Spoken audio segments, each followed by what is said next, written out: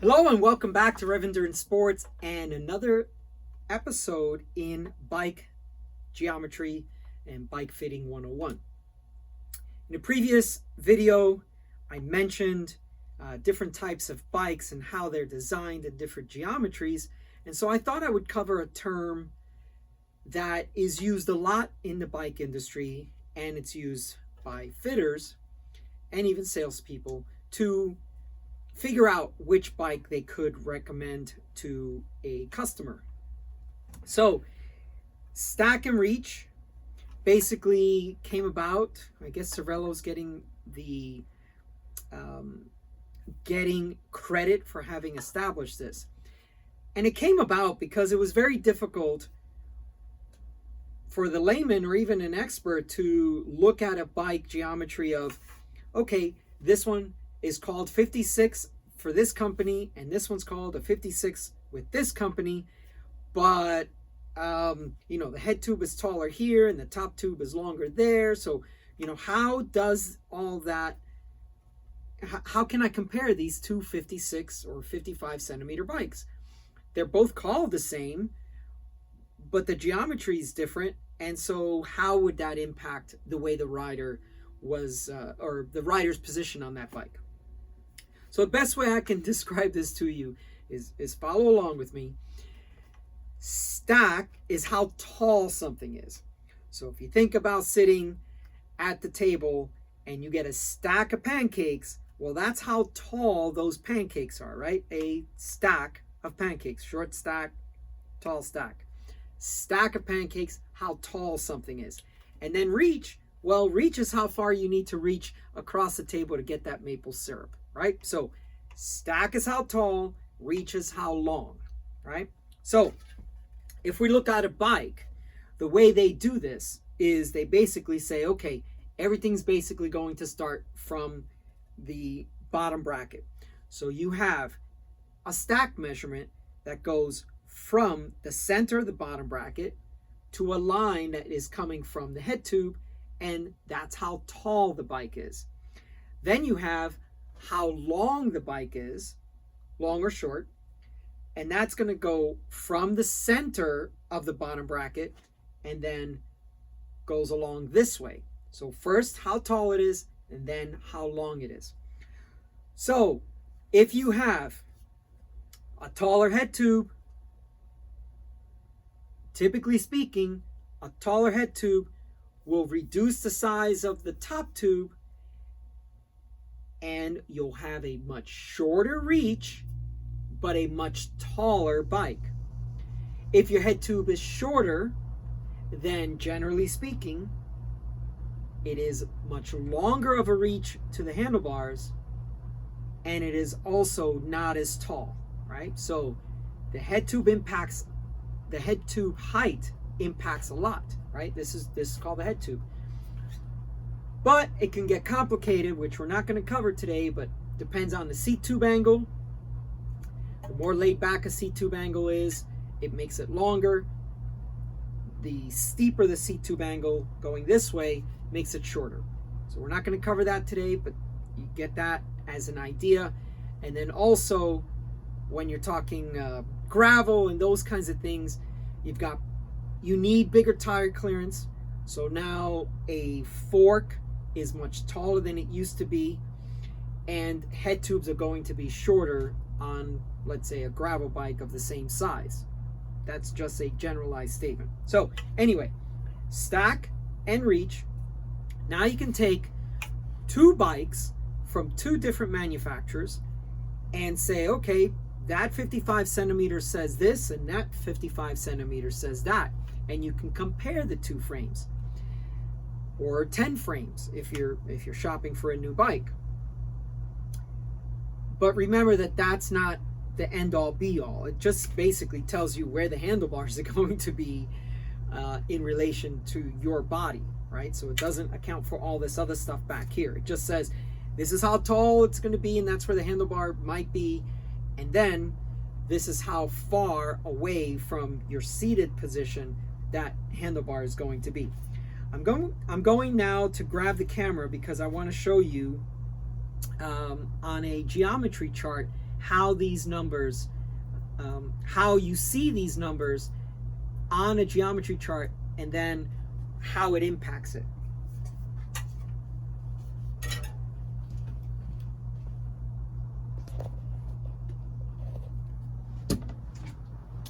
So what we're going to do now is basically look at the geometry chart of 2 bikes that I sell through my store. I didn't want to promote Specialized again, because many of us cannot carry Specialized. You have to be a Specialized dealer. So let's just talk about Bianchi, because this is a bike I do carry, and I can talk about it at length. So the first thing I wish to show you is, this is a geometry table, and this is the actual chart. And you're like, okay, that's just a bunch of lines, George. I don't know what any of that means. So let's look at these 2 columns here. So X and Y. X is your reach, Y is the stack. So if you were to look at this geometry chart, if you recall, I said everything starts from the bottom bracket, which is right here. So the stack of this bike is right here, Y. Okay, so it's going to show you this is how tall it is from the center of the bottom bracket going up to an imaginary line here on the head tube. Okay, hopefully you can see my cursor, my arrow. And then you could see right here, here's X. That's telling you that from... It's 12 o'clock. There it is, 12 o'clock. There it is from the center of the bottom bracket going forward to the center of this head tube. Okay, so we have X and Y. Here's Y, here's X. And what are the contributing factors? Well, here's the major contributing factor. There are others, but we're just going to focus on E. E is your head tube height. So if you go back over here, and we're going to talk about 55. So we're only talking about one geometry, so it's easy to see the math.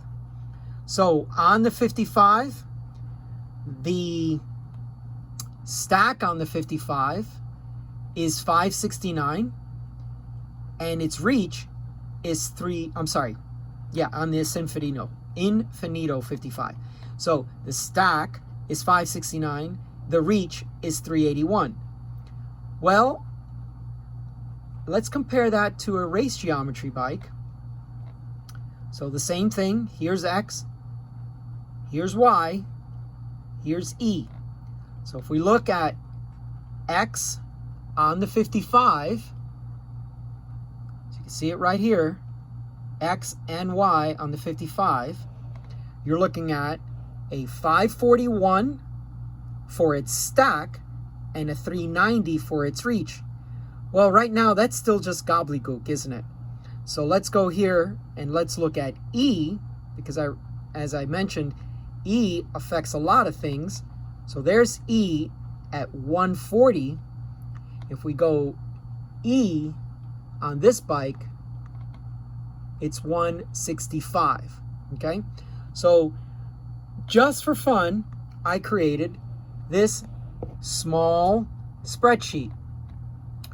Now that 541 is basically 54 centimeters, so 54.1, and then here's your stack for the Infinito, 56.9, right? So the difference is 2.8 centimeters. It's pretty dramatic. And then your reach, so you can see that the stack is much lower on the XR4, and the reach is much longer. Not much, but it's a little bit longer. It's almost 1 centimeter longer, so 0.9, okay? So you can just do this real quick with multiple bikes, find out what the difference is. So if we go back to here, now we know the head tube is 140 on this bike, and we know the head tube on this bike is 165. So we can do the same thing here. We could say, okay, here's my spreadsheet, and I say head tube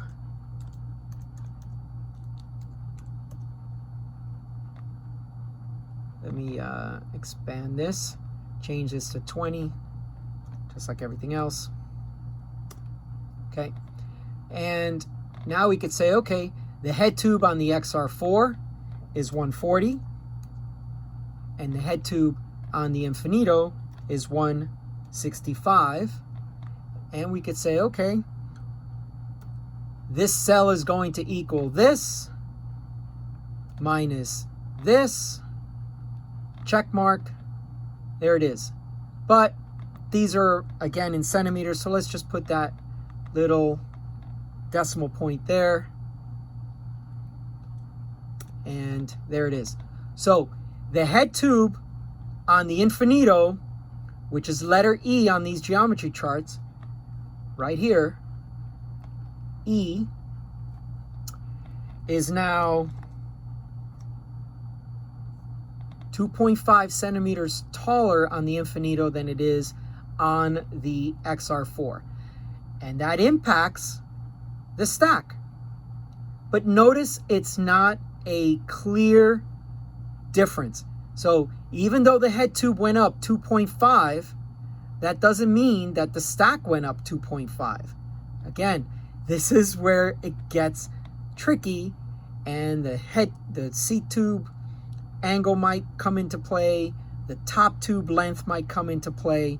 So it isn't just simple, okay, the head tube is 2.5 centimeters taller, so my stack is going to be 2.5 centimeters taller. Okay, anyway, I do want to keep these videos short, but that gives you an idea of how to use stack and reach and how you can compare different geometries from different bikes.